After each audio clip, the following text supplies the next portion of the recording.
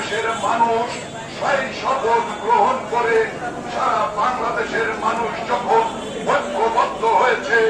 15ই আগস্টে শোককে শক্তিতে রূপান্তরিত করার জন্য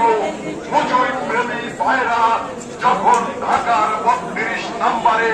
সকাল থেকে হাজির হওয়ার কর্মসূচি হাতে নিয়েছে, সেই মুহূর্তে আমার প্রিয় মুজিব প্রেমী ভাইদের বাংলাদেশের জনগণের দিকে ওই খুনি ইউনুস আজকে চোখ রাঙিয়ে একটা হুলিয়া জারি করেছে, শেখ হাসিনার বিরুদ্ধে মামলা দিয়েছে। বন্ধুগণ, ৭১-এর মহান মুক্তিযুদ্ধের মধ্যে এই আওয়ামী লীগের জন্ম, আমরা ৯০-এর গণ অভ্যুত্থান করেছি শেখ হাসিনার নেতৃত্বে, এরশাদকে হটিয়েছি, খালেদাকে হটিয়েছি, আমরা ৫ বার আন্দোলন করে আমরা প্রমাণ করেছি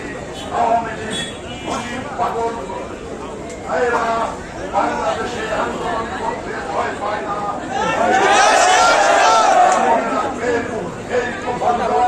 আমাদের প্রিয় জন্মভূমি,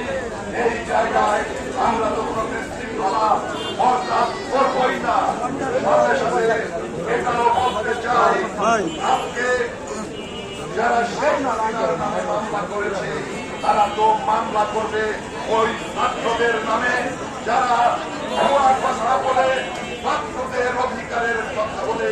সরকার পতনের আন্দোলন করেছে, যারা বিভিন্ন ছেলে মেয়েদেরকে লুকিয়ে রেখে তাদেরকে খুন করা হয়েছে, খুন করা হয়েছে, তাদের বিরুদ্ধে প্রতারণার মামলা করতে হবে।